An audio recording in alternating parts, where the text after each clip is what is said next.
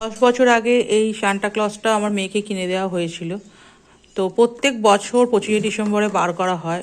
কেমন হয়ে গেছে, খারাপ হয়ে গেছে, ড্রেস ফ্রেস নেই সেরকম, যেরকম এর হাতটা নেই, এরকম হাতটা শুধু কাপড়ের একটা, চুল ফুল দেখতেই পাচ্ছ। তাও আমি একটু আধটু ঠিকঠাক করেছিলাম, কিন্তু এটাকে একটা সুন্দর মেকওভার দেবো ভেবেছি। তো দেখা যাক। তো প্রথমে শানটাকে বললাম, শানটা তুমি রাগ ফাগ করো না, তোমার সুন্দর মেকওভার হবে। তো প্রথমে চুলগুলোকেই আগে খুলে দিলাম। চুলগুলোকে ফার্স্টে এরকম খুলে দিলাম, সুন্দর করে করতে হবে। হাতগুলো কাপড়ের মধ্যে, তারপরে কি করবো, চোখগুলোকে পরিষ্কার করে নেবো, মানে চোখগুলো আগে মুছবো। চোখটা একটু অন্যরকম করার ইচ্ছা। শানটা দাদু রাগ করো না, কারণ আমাদের গিফট ফিফট দেবে না শানটা, তো রেগে গেলে মুশকিল। তাই একটু বলছিলাম যে তুমি রাগ করো না, দেখো না আমি কতটা কি করতে পারি, খারাপ করবো না, তোমার মোটামুটি পছন্দ হবে। চোখটা করি। চোখটা প্রথমে পুরো সাদা করে দিলাম, তারপর এটা শুকোতে দেবো, শুকিয়ে গেলে বাকি টাচটা দেবো। চোখটা শুকোতে শুকোতে আমি ঠোঁটটা একটু করে নিই। মোটামুটি ঠোঁটটা একটু মানে নিচের দিকটা একটু মোটা করেই আঁকলাম, কারণ গোপ টোপ হলে না ঠোঁটটা ঢাকা পড়ে যাবে। সান্টা ক্লজ যে আর চোখে তাকিয়ে একটা মুচকি হাসি করে না, সেরকম টাইপেরই একটু করেছি, এখন অনেকটা বাকি আছে।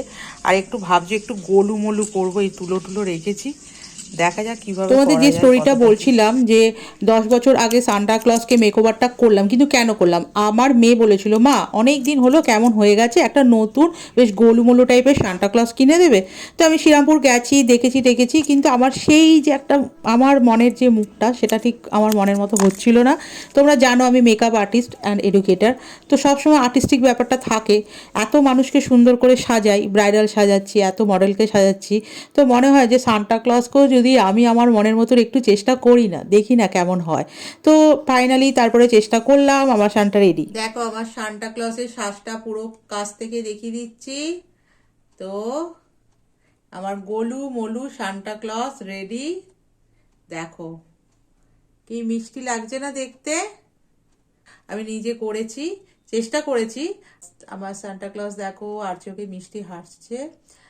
ড্রেস থেকে আরম্ভ করে পুরো হেয়ার স্টাইল, পুরো টুপি টুপি যা আছে, হাতগুলো ছিল না সেইগুলো, গিফট ব্যাগ, কোমরে বেল্ট, পুরোটাই রেডি করেছি। আমার মনের মধ্যে এরকমই সান্টা ক্লজের ছবি ভাসছিল, তো সেটাই করেছি। মেকওভার হয়েছে আমার সান্টা ক্লজের, আর আমি সেটা করেছি।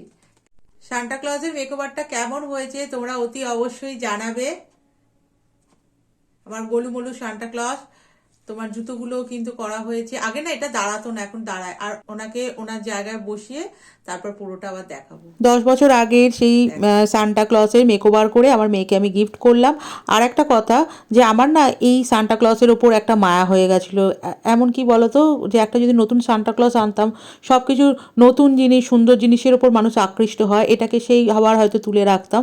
1 বছর যত্ন করে রেখে দেওয়ার পর প্রত্যেক বছর আশা করে থাকি ওনাকে নাবিয়ে ওনার জায়গায় বসাবো, সাজাবো, কিন্তু সেটা যখন বাতিল করে দিই ভীষণ কষ্ট হয়।